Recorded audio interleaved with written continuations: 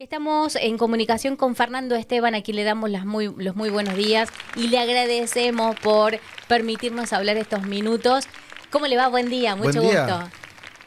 Buenos días, Nancy. Un gusto estar contigo ahí también con Darío y Mateo. Un abrazo a Sí. todos. Buen día, Buen Qué Fernando. día. lindo fondo que ha elegido para la entrevista. Hay unos cajones. No hay neblina ahí. Sí, no, no, no. Esa foto la saqué en Alemania, Ajá. cerca de Bonn, en una ciudad donde me alojé fui a la Feria de Anuga, una feria donde se vende mucha miel. Ajá. Es el centro, digamos, mundial de comercialización de miel. Y bueno, estaba en un hotel y hablando con el conserje me dice, yo tengo mis colmenas ahí a una cuadra y media. Fui, saqué la foto y ahí está. Esa es la foto y el caradura que está delante soy yo, Ah, exactamente. o sea que puede convivir, normalmente solemos ver los cajones de la miel o de las producciones en lugares abiertos, con quizá algunas plantas especiales o árboles. O sea, ¿se los puede tener perfectamente en la ciudad? Sí, la apicultura, digamos que es una actividad en algunos lugares de muchísimos años. Por Ujú. ejemplo, los países nórdicos son muy afectos a la apicultura, a la producción de miel, de polen, de jalea real. Y el tema de las abejas, hay abejas para todos los gustos, Ajá. pero hay muchas abejas muy mansas, muy manejables, productoras, por cierto, y bueno, muy manejables, y esto hace que se puedan tener en lugares como una ciudad. Entonces, algunas ciudades ya tienen todos protocolos de trabajo para, para trabajar con colmenas dentro de las ciudades, ¿no? Como podés ver, el material de esa foto, el material de las colmenas es excelente, son verdaderamente muebles, las abejas de ahí no se pueden escapar, no hay, a ver, no hay hendiduras, rajaduras por donde le entre frío, por donde haya estrés dentro de la colmena, y entonces la abeja entra y sale por la piquera y aprovecha la flora del lugar y no molesta a los ciudadanos. Ah, qué bueno. Qué bárbaro, ¿no? ¿Cuál de las variedades que decía hay diferentes clases de abejas? ¿Debe haber alguna que produce más, digamos? ¿O en qué se mide eso? ¿En qué produce y en calidad? ¿O hay alguna que puede producir tanto y no tiene tanta calidad? Mira, Darío, en general las abejas producen en función de su relación con el ecosistema en el cual están Ah, bien. y luego por un trabajo de selección que normalmente se hace. Hay distintas razas que responden a distintos tipos de estímulos naturales. Tenés las abejas del Cáucaso, que son unas abejas, esas que están entre el Mar Negro y el Mar de Aral, perdón, el Mar Negro y el Mar Caspio, en el Asia, ¿no? Al norte de Irán, al norte de Turquía, al sur de Rusia. Esa es una abeja que tiene una reacción muy rápida y es una abeja muy mansa, muy manejable. Lo mismo pasa con la cárnica, que es una abeja que se produce en lo que era la zona de Yugoslavia, Croacia, Eslovenia, Austria. Y bueno, Austria no era Yugoslavia, está claro, pero digamos es parte Ujú. geográficamente de esta raza de abejas que es la cárnica, que también es muy explosiva, porque son zonas donde hace mucho frío, donde la primavera y el verano son muy cortos, entonces la abeja tiene un gran desarrollo y tiene una gran capacidad de acopio en poco tiempo. Eh, Esa es una abeja muy piola, digamos, también muy mansa, y nosotros estamos más acostumbrados a la abeja italiana, la ligústica, que es una abeja de crecimiento más pausado y también más, de un periodo más largo de producción en la primavera y el verano. Nosotros de por sí tenemos una primavera larga y un verano largo, y si nos movemos un poco dentro del país, como muchos apicultores hacen, bueno, arrancan hoy, hay colegas que ya están instalados en Salta para arrancar con las primeras floraciones Ah, apenas arranque la floración en Salta, y esos mismos apicultores terminan moviendo sus colmenas, pasan por Córdoba, tienen colmenas acá, hacen una parada en Córdoba por la zona de Tras la Sierra, ¿no es cierto? Eh, Aprovecho mandar un saludo a los amigos que van de apicultores, por ejemplo, a la zona de Villa de Soto, Cruz del Eje.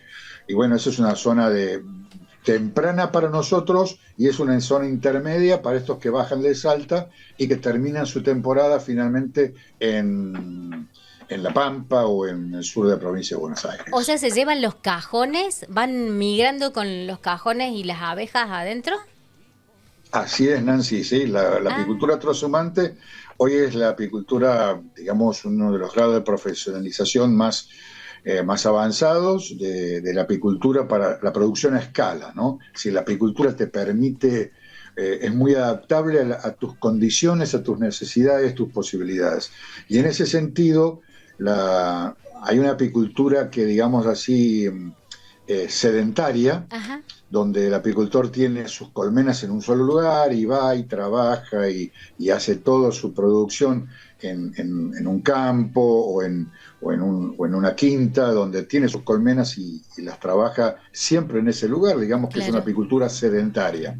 Pero después tenés una apicultura trashumante, que es aquella precisamente donde el apicultor lo que hace es cargar sus colmenas en camiones. Hoy día se trabaja mucho con montacargas, las colmenas se las monta en pallets, 4 colmenas por pallets o 2 colmenas por pallets.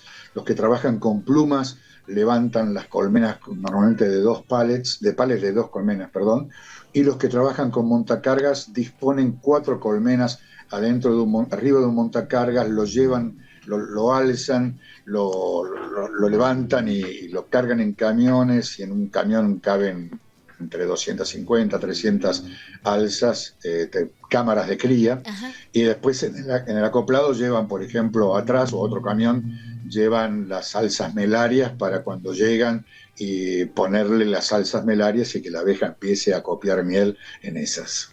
¿No se estresan o no les cuesta adaptarse al espacio nuevo?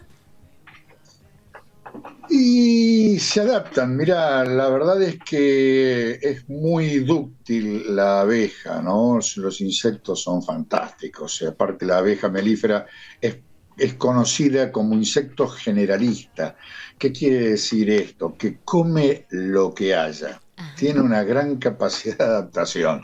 Es casi que un argentino. Se adapta con mucha facilidad a distintos ecosistemas, a distintos ámbitos.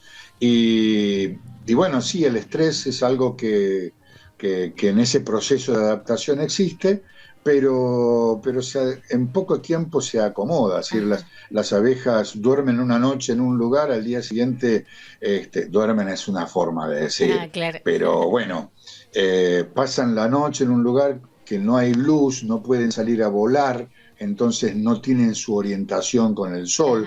El hecho del viaje les cambia un poco el chip, claro. Y cuando llegan al nuevo lugar, al nuevo emplazamiento en la madrugada, salen, las abejas se orientan, vuelan, se orientan en el lugar, toman los parámetros del ángulo y de la inclinación del sol y se georreferencian muy rápidamente. Tienen un GPS natural, incorporado, y en poco tiempo salen un grupo de abejas a las que llamamos exploradoras, que levantan muy alto vuelo y desde allá otean el horizonte, van viendo qué floraciones hay y se dirigen a ellas. Las flores, además, te cuento, Nancy, que tienen la propiedad de tener distintos comportamientos. Para nosotros las flores siempre aparecen igual, para nuestro espectro de luz visible. Pero en el caso de las abejas ven, por ejemplo, la luz ultravioleta. Y al ver la luz ultravioleta, las flores, muchas flores, exudan hormonas que son acordes a su estado floral, es decir, si la flor está abierta, si la flor está buscando la polinización, si está exudando néctar, exudan estas hormonas que en los pétalos dibujan una imagen diferente a la luz ultravioleta. Es decir, vos de repente vas a ver un Taraxacum officinali, fantástico, el típico diente de león, que es muy conocido, que está en todas partes. Pero ese diente de león, vos lo vas a ver siempre amarillo. Sí. Sin embargo, si pudieras verlo con un filtro de luz ultravioleta, seguramente vas a ver el comportamiento y el estadio de la flor en distintos momentos, según el momento, y vas a ver distintas imágenes que vos ni yo podemos interpretar todavía, pero las abejas sí las interpretan, las conocen, las identifican, porque ellas permanentemente están viendo esa luz ultravioleta. Claro. Entonces, en esos pétalos pueden ver dibujada la necesidad de polinización, la disponibilidad de néctar. Es algo fantástico. Esas abejas que están volando y que están captando todas esas imágenes, vuelven a la colmena. Serían como un dron. Van a esos predios, levantan la información, levantan olores, levantan sabores, vuelven a la colonia y se le pasa toda la información al resto, a las compañeras, para que éstas aprendan de ese olfato, de ese olor, por ejemplo, del trébol, o ese olor del girasol o de la flor que sea, y entonces les pasan incluso pequeñas gotitas como para que le vayan tomando el gusto, y finalmente con una danza muy característica que descubrió un alemán hace ya más de 100 años, Karl von Fritz, un tipazo, un genio de la apicultura, que reconoció cómo las abejas hacen una danza dentro de los panales. Los panales son un plano, ¿no es cierto? Y en ese plano las abejas van haciendo una danza, y en esa danza estas exploradoras le enseñan la distancia, las dificultades que van a tener en el trayecto y el volumen, el caudal de recursos disponible. Y entonces ahí la colonia se organiza y sale. Va a trabajar. La tropa. Qué bárbaro. Es apasionante. Perdón la lata. Sí, qué lindo. Es apasionante, es muy lindo. Totalmente. Fernando, ¿cuánto de los cajones que estamos viendo ahí para la gente que por ahí no conoce, supongamos de un cajón que estamos viendo ahí en la foto, ¿cuánto sale de miel? Porque uno cuando va y le compra acá en el súper o en el negocio, ya tenés el tarrito de medio kilo, de 1 kilo, de cuarto. ¿Cuánto se necesita de esos paneles que vos mencionabas para llegar a esa cantidad? En esa colmena que vos tenés ahí, que hay varias colmenas, las dos primeras, las dos que se ven más grandes, tienen varios cuerpos. Los cuerpos de abajo, esa tiene otras medidas que no son exactamente las nuestras, pero digamos que en las medidas nuestras, el cajón de abajo es un poco más alto que esos cajones que ves ahí. El cajón de abajo le llamamos cámara de cría, y en esa cámara de cría nosotros tenemos precisamente todo el ámbito de vida de las colmenas, ahí de las abejas. Ahí se reproducen, ahí se alimentan, ahí acopian el alimento necesario para la diaria, digámoslo así, ¿no? Acopian mucho polen y ahí tienen toda la cría. Esa colonia, como la ves, puede tener un desarrollo que en el verano llega a unos 60.000 individuos, entre 60 y 80.000 individuos. En el cajón de abajo, como te digo, básicamente está la reproducción. Cada panal de abejas, nosotros ponemos en una colmena, ponemos 10 panales en cada cajón. Cada panal tiene una capacidad de poner aproximadamente unos 2.600 huevos, y entonces puede haber una producción de 2.600 abejas por panal. Una reina pone por día, depende de la calidad de la reina, las condiciones y demás, pero puede estar poniendo entre 1.500 y 2.000 huevos por día. Entonces, ahí están naciendo, ¿no es cierto? Ahí es todo lo que vendría a ser la casa de las abejas. Es un gran vientre, es una gran colonia, es un superorganismo la colonia. Claro. Y arriba, esos cajones que ves ahí tienen la capacidad de almacenar aproximadamente 12, 15 kilos de miel, depende del tamaño de los cajones, pero juntan 12, 15 kilos de miel, que esa comunidad de 60.000 abejas pueden... En la pradera argentina pueden llegar a producirte 12 a 15 kilos de miel, por ejemplo, en el transcurso de una semana, o 20 días las pueden llegar a acopiar. Son, como te digo, 60.000 individuos laburando, ¿no? Claro. Distintos trabajos, no todos salen al campo, no todas las abejas salen al campo, pero digamos que un 30% de esas abejas van a estar saliendo al campo, y en 15 días te van a juntar 12, 15 kilos de miel. si las condiciones florales y ambientales son suficientes, ¿no? Sí, Si sí, sí. son adecuadas. No hay paro, no hay piquete ahí. Laburan todo el día. No, la vida, vos sabés que la vida de los insectos y de la naturaleza es muy franca, es muy sencilla. Cuando las condiciones no se dan, mueren. El sentido de sus vidas es vivir y crecer y subsistir. Claro. Y no podemos decir que sean felices porque ya estaríamos haciendo en los últimos años todas las cuestiones de la naturaleza las hemos viciado de una visión muy humanista desde el punto de vista de la persona, ¿no? Es decir, Claro. pensamos que son personas, y no, es decir, el universo es mucho más que la cabeza de un trasnochado.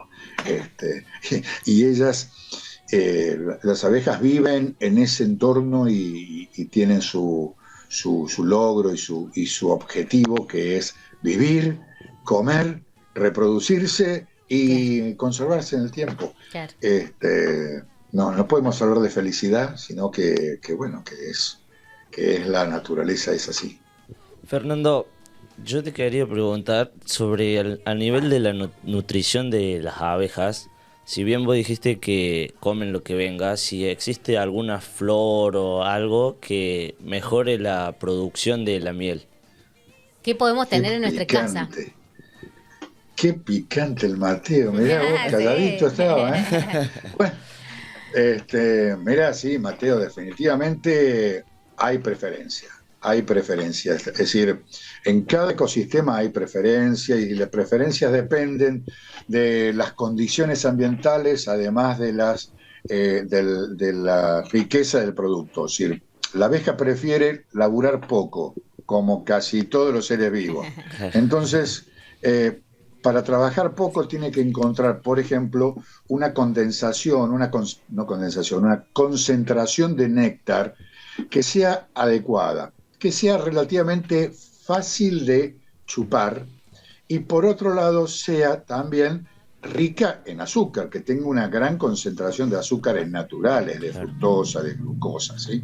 Entonces, o incluso de sacarosa, pero provista por la planta. Entonces, esa concentración de azúcares, lo ideal es relativo a la humedad ambiente, es relativo a las condiciones y demás. Cuando está muy seco, la labela, la lengua de la abeja, la labela en la punta tiene como si fuera una cucharita, que si está muy seco el néctar, lo levanta como una cucharita y se lo lleva a la boca. Y si está más líquido, cierra la boca así como si fuera un canal y lo chupa. Claro. Y lo mismo con el polen. El polen es ese polvillo de las flores, es la nutrición proteica de las colmenas, y los distintos polen que hay, tienen distinta concentración de aminoácidos, de exposición de aminoácidos, de proteínas, y estas proteínas son fundamentales para el desarrollo de la cría. También hay polen que tienen mayor concentración de aminoácidos, de proteínas y de aminoácidos que contienen los aminoácidos esenciales que la abeja necesita. Al igual que los humanos, la abeja tiene 10 aminoácidos esenciales que son los mismos que los 10 aminoácidos que requiere el hombre. Es muy interesante eso. Claro. Y luego, bueno, depende de la competencia floral.